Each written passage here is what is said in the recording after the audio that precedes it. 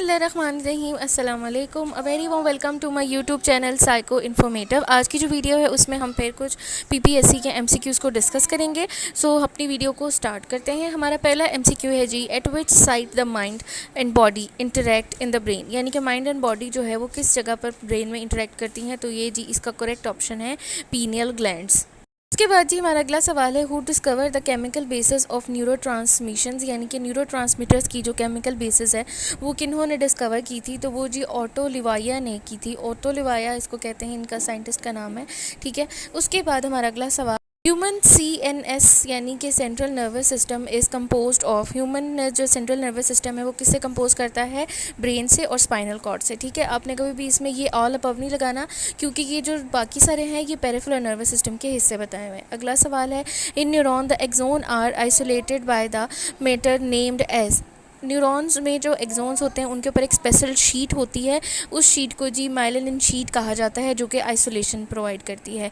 Next question है, the term soma is related to, soma का जो वर्ड है या सोमा की जो टर्म है वो किस चीज़ से रिलेट करती है। तो वो जी न्यूरॉन की जो सेल बॉडी होती है उसको हम सोमा भी कहते हैं। ठीक है, उसके बाद हमारा अगला सवाल है, melatonin is produced by which gland, यानी कि मेलाटोनिन जो है वो हमारी स्किन में प्रेजेंट होता है और ये कहाँ पर जो है हमारे ब्रेन में लोकेटेड होता है, यानी कि कौन सा जो है इसको प्रोड्यूस करता है ग्लैंड। तो वो जी पीनियल ग्लैंड इसको प्रोड्यूस करते हैं। उसके बाद अगला सवाल है, the goal of social cognitive therapy is basically, social cognitive therapy जो होती है वो बेसिकली सेल्फ रेगुलेशन के लिए, यानी कि सेल्फ मॉनिटरिंग के लिए और सेल्फ एक्चुअलाइजेशन, सेल्फ रेगुलेशन, इन सारी चीज़ों के लिए दी जाती है। ठीक है जी। हमारा अगला सवाल है, social learning theory was develop by, social learning theory जो है वो बहुत मशहूर थ्योरी है और इसके ऊपर भी मैंने एक वीडियो बनाई है, तो अगर आपको वो देखनी हो तो आप वो भी देख सकते हैं। लेकिन इनके जो ऑथर हैं वो है जी एल्बर्ट बंडूरा ने ये थ्योरी जो है पब्लिश की थी। क्वेश्चन है जी, Bandura social cognitive theory is based on which perspective, तो बेंडूरा की जो सोशल कॉग्निटिव थेरेपी है वो एजेंटिक पर्सपेक्टिव के ऊपर बेस करती है। एजेंटिक पर्सपेक्टिव जो है वो बेसिकली सेल्फ रेगुलेशन के ऊपर और सेल्फ मॉनिटरिंग के ऊपर होता है। ठीक है, अगला सवाल है, the ecological theory explains about, ecological theory जो है वो बेसिकली एक्सप्लेन करती है कि किस तरह जो है वो डेवलपमेंट का प्रोसेस होता है और वो किस तरह अफेक्टिव होता है। ठीक है, यानी कि ये सारा इकोलॉजिकल और यानी हमारी जो इकोलॉजिकल सेटिंग होती है या उस सिलेक्शन होती है उसकी बेस पर। उसके बाद जी हमारा अगला सवाल है, which theory says that there are sensitive period of development in the human life, तो इसका जो करेक्ट आंसर है वो है जी इकोलॉजिकल थ्योरी। उसके बाद जी हमारा अगला सवाल है, which of the following approach to personality is least deterministic, यानी कि कौन सा ऐसा स्कूल ऑफ थॉट है जिसकी अप्रोच जो है वो पर्सनैलिटी की तरफ बहुत कम या लीस्ट डिटर्मिनिस्टिक है। तो ये जी ह्यूमनिस्टिक अप्रोच है। आज जी चलते हैं अपने नेक्स्ट क्वेश्चन की तरफ। हमारा नेक्स्ट क्वेश्चन है, the Freud theory of personality, यानी कि फ्रॉइड की जो थ्योरी थी पर्सनैलिटी के बारे में, उसने पर्सनैलिटी के 3 हिस्से बनाए थे, ईड, ईगो, सुपर ईगो। तो उनके बारे में यहाँ पूछा जा रहा है। तो यहाँ पर जो है करेक्ट ऑप्शन ये है कि the ego follows the reality principles. ठीक है जी, उसके बाद चलते हैं अगले सवाल की तरफ। हमारा अगला सवाल है, जी, the frustration aggression hypothesis, frustration aggression hypothesis का मतलब कि उन्होंने पूछा क्या है। Assume that the frustration produce aggression, यानी कि जिस तरह इंसान को फ्रस्ट्रेशन होती है तो वो एग्रेशन में जाकर चेंज हो जाती है और बहुत सारे जो साइंटिस्ट हैं उनका भी यही ख्याल है और साइकोलॉजिस्ट का भी।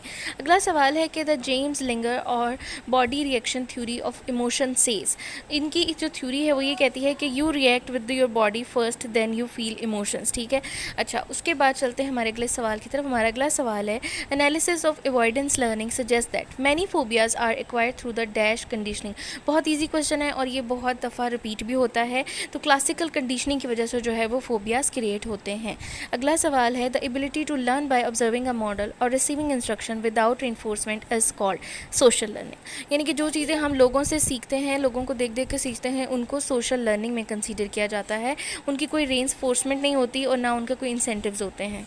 हमारा अगला क्वेश्चन है जी, कंडीशन रिस्पॉन्स में be eliminated by withdrawing reinforcement, this is known as, यानी कि जो कंडीशन रिस्पॉन्स होते हैं यानी कि CR, इसको जो है वो निकाला जा सकता है या एलिमिनेट हो जाता है जब रीइंफोर्समेंट ख़त्म कर दी जाए, तो इस प्रोसेस को कहते हैं जी एक्सटिंक्शन। ठीक है, नेक्स्ट हमारा क्वेश्चन है, any stimulus that follow a behaviour and increase the likelihood that the behaviour will repeated is called a reinforcer. सारी बातें रेनफोर्समेंट जब मिलती है तो बिहेवियर जो होते हैं वो रिपीटेड होते हैं और इसके अलावा वो स्ट्रॉन्ग होते जाते हैं। अगला सवाल है, है illness that seem to result from an interaction of physical and psychological symptoms या psychological factors are called psychosomatic. ठीक है, साइकोसोमेटिक, सोमेटिक का मतलब होता है बॉडी और साइको मतलब कि जो हमारा माइंड और बिहेवियर है। उसके बाद हमारा नेक्स्ट क्वेश्चन है which of the following clinical procedure are based in part of classical conditioning. तो क्लिनिकल प्रोसीजर में ये जी सिस्टमेटिक डिसैनिटाइजेशन यूज़ की जाती है फोबियाज़ को ट्रीट करने के लिए, और वो क्लासिकल कंडीशनिंग की वजह से ही होते हैं। ठीक है, अगला सवाल है when people are dash they have lost touch with reality. When people are psychotic, यानी कि जब लोग साइकोटिक हो जाते हैं तो उनका जो रियलिटी के साथ टच होता है या रियलिटी के साथ जो उनकी बात होती वो होती है, अट्रैक्शन होता है, वो ख़त्म हो जाता है। उसके बाद जी हमारा अगला सवाल है intelligence can be defined as. अब यहाँ पर उन्होंने इंटेलिजेंस का एक सिंपल वहाँ यहाँ पर हमसे पूछा है, तो यहाँ पर जो है वो हमने लगाना है कि the ability to get good grades in school. ठीक है, यानी कि option B is the correct option. उसके बाद अगला सवाल है जी अकॉर्डिंग टू पियाजे the process of building mental representations of the world through direct interaction with is. तो ये होती है जी अडेप्टेशन। ठीक है, हम इसको अडेप्टेशन पर मार्क करेंगे। उसके बाद हमारा अगला सवाल है people who consistently come up with dash explanation of event are more prone to depression।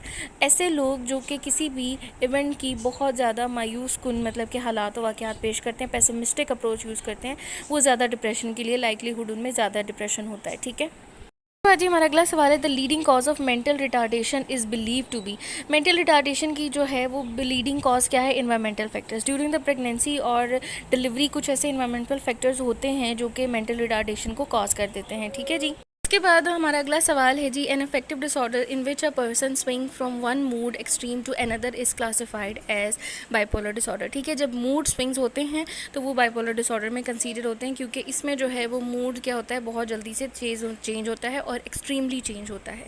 ठीक है जी, उसके बाद चलते हैं हमारे अगले सवाल की तरफ। हमारा अगला सवाल है Albert Ellis and Aaron Beck are name associated with the dash therapy approach. Cognitive therapy approach जो है वो इन दो बंदों ने दी थी।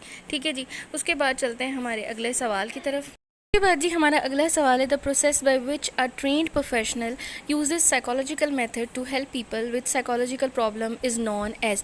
बहुत इजी क्वेश्चन है, ये हम सबको पता है। इसको जी साइकोथेरेपी कहते हैं या इसको साइकोथेरेपी भी कहते हैं। इसके अलावा जी थेरेपी भी यूज़ करते हैं, इसके लिए काउंसलिंग भी यूज़ करते हैं। ठीक है, तो जो भी सुटेबल आपको वहाँ पर लगेगा या जो भी वहाँ पर ऑप्शन होगा उस पर आपने इसको मार्क कर देना है। ठीक है जी, उसके बाद हमारा नेक्स्ट क्वेश्चन है Basic characteristic of task that result in the social loofing is that they are additives। ठीक है, अच्छा ये जो है मतलब कि कुछ ऐसे बेसिक करेक्टरिस्टिक होते हैं कुछ टास्क के जो कि सोशल लूफिंग के लिए मतलब के होते हैं, तो वो क्या कहते हैं, एडिटिव्स उनको कहते हैं। ठीक है, उसके बाद नेक्स्ट क्वेश्चन है job satisfaction is enhanced by the task that are challenging but not overwhelmed. यानी कि कुछ ऐसे टास्क जो कि बहुत ज़्यादा मतलब कि चैलेंजिंग होते हैं, चैलेंज जो होते हैं, रिस्क टेकिंग जो होती है वो इंसान के करियर्स को और ऑर्गेनाइजेशनल बिहेवियर्स को बहुत स्ट्रॉन्ग करती है। ठीक है, तो ये यहाँ पर इसको मार्क करेंगे। और एक बात मैं आपको बताती चलूँ कि यहाँ पर जो है इस टेस्ट में जो है वो कोर सब्जेक्ट्स में से ज़्यादा क्वेश्चंस आते हैं जो कोर हैं साइकोलॉजी के, उनमें से। ठीक है, तो कोशिश कीजिएगा कि कल टेस्ट है तो आप उससे पहले कुछ ऐसी चीज़ों को गो थ्रू कर लें जो मेन कॉन्सेप्ट्स हैं। इसके बाद जी अगला सवाल है when a researcher test several group of people at the same time each group at a different age he is conducting dash study cross sectional study. यानी कि वो क्या कर रहा है कि उन्होंने ग्रुप ऑफ पीपल लिए लेकिन टाइम सेम है लेकिन जो एजेस हैं वो डिफरेंट है, तो ये जी क्रॉस सेक्शनल स्टडीज़ होती हैं। सवाल है जी which of the following is part of the psycho social domain. तो साइको सोशल जो है वो बेसिकली होते हैं हमारी जो साइको सोशल लाइफ होती है, हमारा जो बिहेविंग वे होता है, तो ये स्टाइल ऑफ बिहेविंग जो है इसका करेक्ट ऑप्शन है। उसके बाद चलते हैं अगले सवाल की तरफ। The stage of prenatal development during which the developing organism is most vulnerable to injury is the embryonic stage. Embryonic stage एक ऐसी स्टेज होती है जहाँ पर जो है वो किसी भी किस्म के डैमेज होने का बहुत ज़्यादा ख़तरा होता है। अगला सवाल है in psychology case studies are used to. Psychology में केस स्टडीज़ क्यों यूज़ की जाती हैं? क्योंकि इसमें जी जर्नल जो कंक्लूजन होता है उसको ड्रा किया जाए जो बिहेवियर्स होते हैं क्लाइंट के, यानी कि एक केस स्टडी से जो है वो जर्नल कंक्लूजन ड्रा की जाती है। अच्छा जी, इस तरह के भी क्वेश्चन आएंगे जिसमें आपको सिचुएशन दी जाएगी और आपने बेस्ट पुट करना होगा। ठीक है, तो ये है जी whereas the dash asked for what happen when an organism does something the dash asked how and why. ठीक है, फंक्शनलिस्ट जो होते हैं वो ये कहते हैं कि किस तरह कोई चीज़ होगी, और जो स्ट्रक्चरलिस्ट होते हैं वो बताते हैं कि कैसे और क्यों होगी। ठीक है, तो वो स्ट्रक्चर के बारे में बताते हैं। तो यहाँ पर हमने लास्ट वाले ऑप्शन को मार्क करना है। बाद जी हमारा अगला सवाल है परसेप्शुअल कंसिस्टेंसी। परसेप्शुअल कंसिस्टेंसी क्या होती हैं? And aid in perceiving a stable and consistent world, यानी कि हमारी कुछ ऐसी परसेप्शनल कंसिस्टेंसीज बन जाती हैं कि हम कुछ चीज़ों को जो है वो कैटेगराइज कर लेते हैं और उनको उसी तरह परसीव करना शुरू कर देते हैं, ठीक है, ताकि हम जो है वो अपने अंदर स्टेबिलिटी और कंसिस्टेंसी ला सकें इस दुनिया की तरफ, या इस दुनिया की जो है वो कंसिस्टेंट इमेज बना सकें, ठीक है। उसके बाद जी अगला सवाल है which of the following is not a clue for depth perception. Depth perception के लिए इनमें से कौन सी ऐसी चीज़ है जो कि क्लू के तौर पर काम नहीं करती? तो ओरिएंटेशन जो होती है वो कभी भी डेप्थ परसेप्शन के बारे में कोई क्लू नहीं देती, ठीक है जी। उसके बाद हमारा अगला सवाल है जी, ये सवाल जो है एक मतलब हमें उन्होंने रीज़न दिया है, हमने उसमें से कंक्लूड करना है कि कौन सी रीजनिंग है, ठीक है। AIDS attacked a number of very different population, young gays, ठीक है। उसके बाद intravenous drug users, hemophilic, Haitians, infants और recipient of blood transfusion, but commonly among them is the decrease in T lymphocyte, so it is an example of inductive reasoning, ठीक है जी। यानी कि उन्होंने एक जर्नल कंक्लूजन से जो है वो स्पेसिफिक ड्रॉ किया है, तो ये इंडक्टिव में आएगा if I am not wrong, ठीक है जी। उसके बाद चलते हैं अगले सवाल की तरफ। जो सवाल है जी वो है कि Muller Lyer illusion is likely to occur more in the culture criticized by. ये जो होता है ऐसे कल्चर में ज़्यादा होता है जहाँ पर जी लोग जो है रेक्टेंगल और स्क्वायर बिल्डिंग्स में रहते हैं, ठीक है। और बेसिकली ये अमेरिकन और वेस्टर्न कल्चर में ज़्यादा होता है, ठीक है।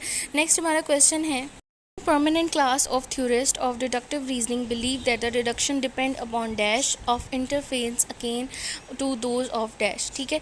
तो ये जी फॉर्मल रूल्स और लॉजिकल कैलकुलस के हिसाब से होता है। मैंने आपको बताया था कि रिसर्च में से काफ़ी मुश्किल क्वेश्चन आते हैं, तो अपने रिसर्च वाले पोर्शन को आपने बहुत ज़्यादा स्ट्रॉन्ग करना है। उसके बाद जी अगला सवाल है कि the light passes through the I in which of the following sequence. और एक और बात, यहाँ पर सीक्वेंसिंग वाले क्वेश्चन भी आते हैं, यानी कि कोई भी हमें मॉडल का सीक्वेंस दे देते हैं या किसी भी प्रोसीजर का प्रोसेस का सीक्वेंस होता है, उसको हमने रीअरेंज करना होता है, यानी कि करेक्ट सीक्वेंस ढूंढना होता है, ठीक है। तो यहाँ पर जो है वो ए है, यानी कि कॉर्ना, प्यूपल, लेंस और देन रेटिना, ठीक है। उसके बाद जी अगला सवाल है the following instrument can not be utilized in the measurement of emotion.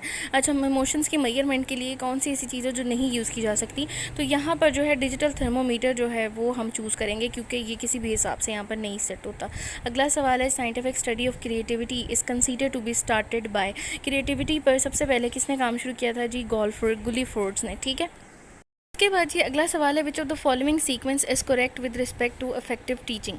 यानी कि टीचिंग के हिसाब से कौन सा जो है वो ये है, मतलब कि एजुकेशनल साइकोलॉजी का क्वेश्चन है, तो यहाँ पर उन्होंने हमसे सीक्वेंसिंग पूछी गई है, ठीक है। सबसे पहले क्या करना होता है, मैथ स्टूडेंट लेवल, फिर स्पेसिफिक लर्निंग गोल्स डिसाइड करने होते हैं, फिर एम्फसाइज सेल्फ कंपैरिजन, यानी कि उनमें से बच्चों का कंपैरिजन हमने देखना होता है कि कौन सा बच्चा किस क्राइटेरिया का है।